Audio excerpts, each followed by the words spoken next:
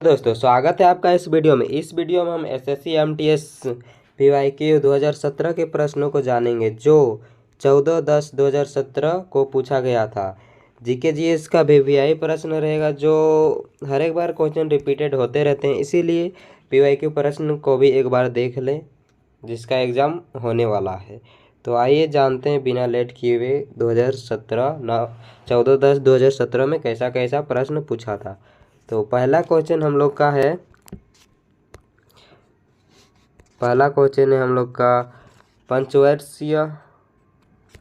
पंचवर्षीय योजनाओं की रूपरेखा का अनुमोदन निम्नलिखित में से कौन करता है।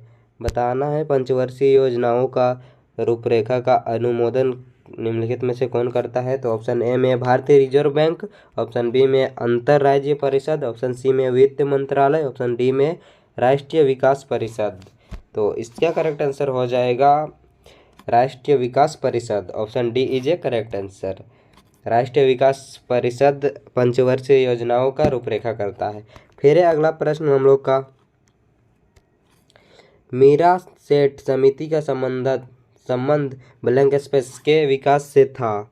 किसके विकास में था बताना है। तो ऑप्शन ए में प्राथमिक शिक्षा, ऑप्शन बी में महिला स्वास्थ्य, ऑप्शन सी में हथकरघा, ऑप्शन डी में लिंग समानता। तो इसका करेक्ट आंसर हो जाएगा option C is a correct answer.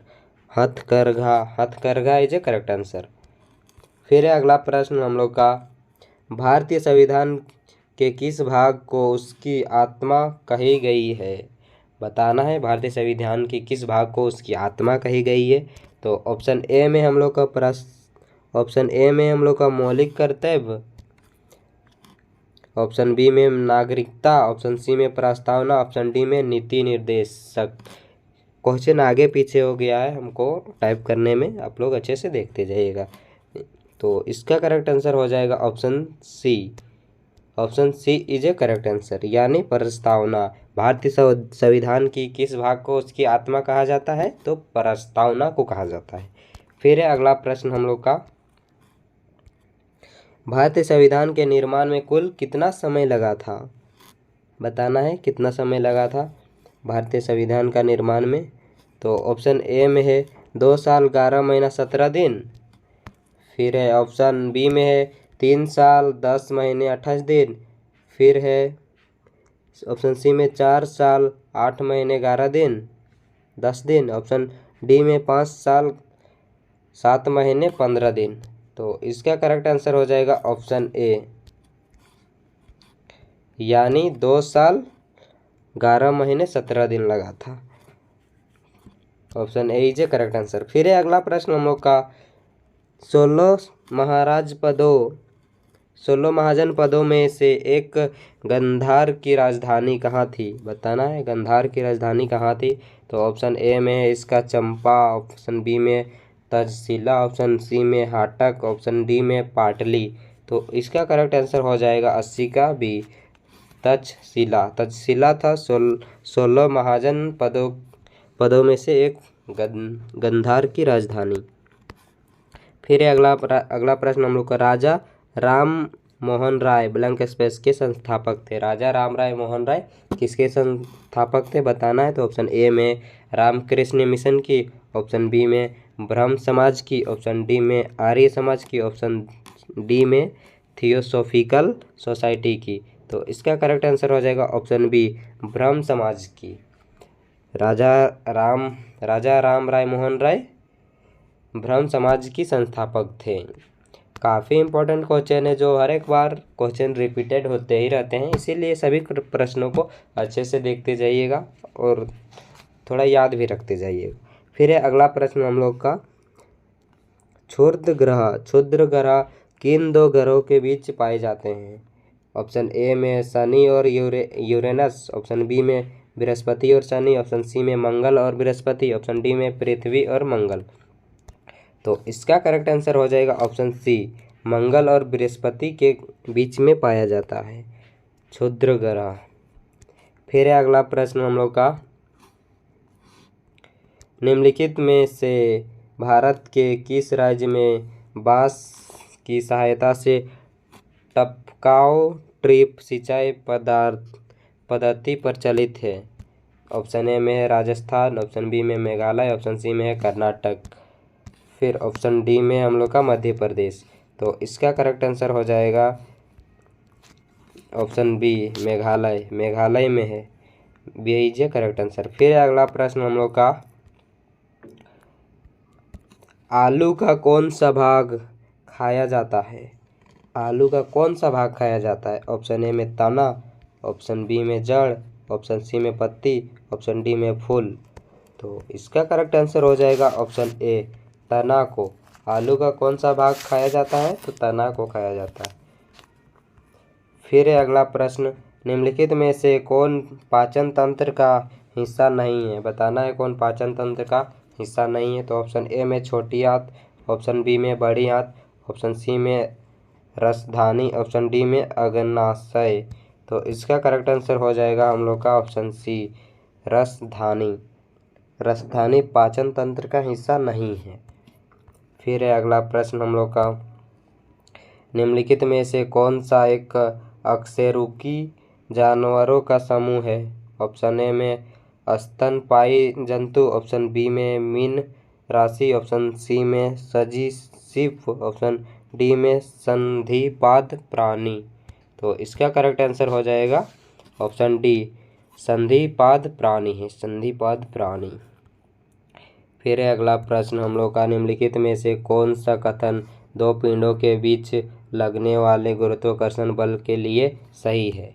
Option A में यह हमेशा प्राकृतिक कारक होता है, ऑप्शन बी में यह हमेशा आकर्षक होता है, फिर ऑप्शन डी में है यह आकर्षक या प्रतिकारक हो सकता है, ऑप्शन डी में है यह तटस्थक है। तो इसका करेक्ट आंसर हो जाएगा हम लोग का option number B is a correct answer, यानी यह हमेशा आकर्षक होता है। गुरुत्वाकर्षण बल हमेशा आकर्षक होता है, ये सही है। फिर है अगला प्रश्न हम लोग का, किसी चुंबक की चुंबकीय शक्ति सबसे कम कहाँ होती है? तो ऑप्शन ए में उत्तरी ध्रुव पर, ऑप्शन बी में दक्षिणी ध्रुव पर, ऑप्शन सी में बीच में, ऑप्शन डी में कोई भी विकल्प सही नहीं है। तो इसका करेक्ट आंसर हो जाएगा हम लोग का ऑप्शन सी बीच में। चुंबकीय शक्ति सबसे कम बीच में होती है। अगला क्वेश्चन है, आमतौर पर एक मानक स्टैंड लैपटॉप के अल्फान्यूमेरिक कीबोर्ड पर कितनी कुंजियाँ बटन होती है? बताना है। ये है कीबोर्ड में कितने बटन होते हैं वो बताना है। तो इसका करेक्ट आंसर हो जाएगा option C is a correct answer, 100 से 104 कुंजी होती है गाइज। काफ़ी इम्पोर्टेंट क्वेश्चन है। अगर आपको वीडियो थोड़ा सा भी हेल्पफुल लगता होगा तो चैनल को भी सब्सक्राइब कर लीजिएगा इसी तरह के वीडियो पाने के लिए। फिर अगला प्रश्न हम लोग का, निम्नलिखित में से कौन सा एक तथ्य अल्फा कणों के बारे में सही है? ऑप्शन ए में है धनावेशित कण, ऑप्शन बी में ऋणावेशित कण, ऑप्शन सी में न्यूट्रॉन के बीच, ऑप्शन डी में गामा विकिरण। तो इसका करेक्ट आंसर हो जाएगा ऑप्शन ए धनावेशित कण।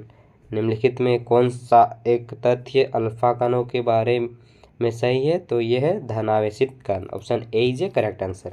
फिर है अगला प्रश्न हम लोग का, बिना तरल द्रव अवस्था में परिवर्तित हुए ठोस अवस्था से सीधे गैस अवस्था में परिवर्तन की प्रक्रिया को क्या कहते हैं?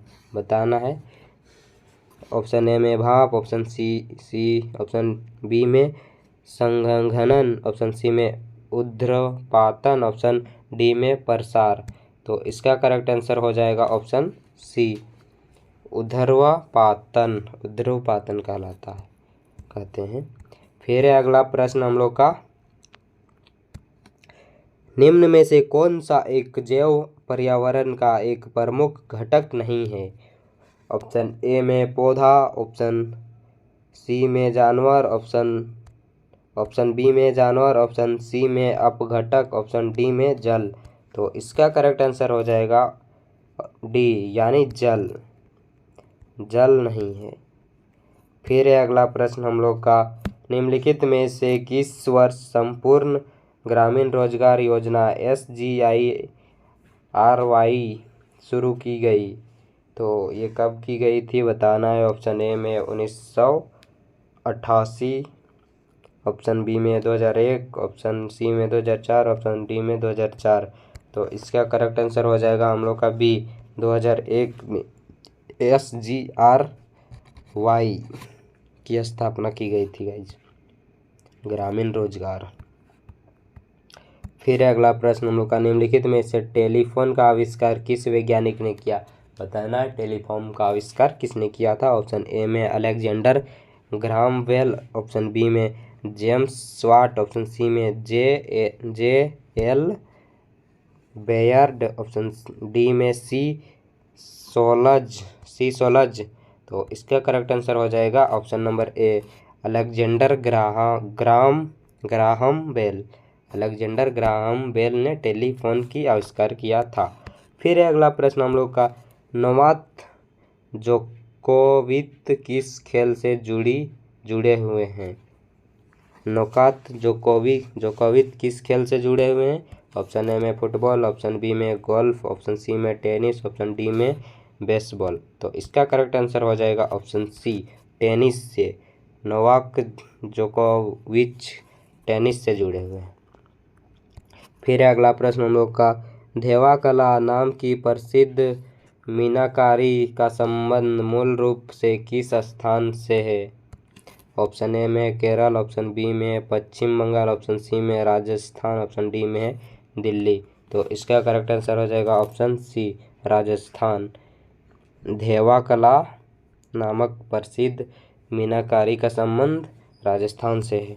अगला क्वेश्चन है हम लोग का, BC राय पुरस्कार निम्नलिखित में से किस क्षेत्र में प्रदान किया जाता है? बताना है BC राय पुरस्कार निम्नलिखित में से किस क्षेत्र में प्रदान किया जाता है। तो इसका ऑप्शन है संगीत, ऑप्शन बी में है पत्रकारिता, ऑप्शन सी में वातावरण, ऑप्शन डी में है चिकित्सा संबंधी। तो इसका करेक्ट आंसर हो जाएगा हम लोग का डी, चिकित्सा संबंधित प्रचलित है BC राय पुरस्कार। काफ़ी इम्पोर्टेंट प्रश्न है गाइज, बनाने में भी बहुत ही मेहनत लगता है, इसीलिए थोड़ा सपोर्ट कीजिए, हमारे चैनल को भी सब्सक्राइब कर लीजिए इसी तरह की डेली वीडियो पाने के लिए। अगला प्रश्न हम लोग का, एनीथिंग बट खामोश नामक पुस्तक किसने लिखी है? ऑप्शन ए में मनोज वाजपेयी, ऑप्शन बी में शत्रुघ्न सिन्हा, ऑप्शन सी में नाना पाटेकर, ऑप्शन डी में सोनाक्षी सिन्हा। तो इसका करेक्ट आंसर हो जाएगा ऑप्शन नंबर 20, शत्रुघ्न सिन्हा ने लिखा है एनीथिंग बट खामोश नामक पुस्तक शत्रुघ्न सिन्हा लिखा है। अगला प्रश्न हम लोग, भारत निम्नलिखित में से किस एक संगठन का सदस्य नहीं है? ऑप्शन ए में सार्क, ऑप्शन बी में ब्रिक्स, ऑप्शन सी में है बिमस्टेक, ऑप्शन डी में नाटो। तो इसका करेक्ट आंसर हो जाएगा option D, NATO. Option D is a correct answer. अगला प्रश्न हम लोग का, पद्मा नदी निम्नलिखित में से किस देश में बहती है? Option A Nepal, option B है भूटान, ऑप्शन सी है बांग्लादेश, ऑप्शन डी है श्रीलंका। तो इसका करेक्ट आंसर हो जाएगा हम लोग का Bangladesh, option C is a correct answer. आज के लिए इतना ही गाइस, अगर वीडियो थोड़ा सा भी हेल्पफुल लगा होगा तो हमारा IQ नॉलेज को सब्सक्राइब कर लीजिए। Thanks for watching guys. इसी तरह की वीडियो पाने के लिए हमारे चैनल से जुड़े रहें।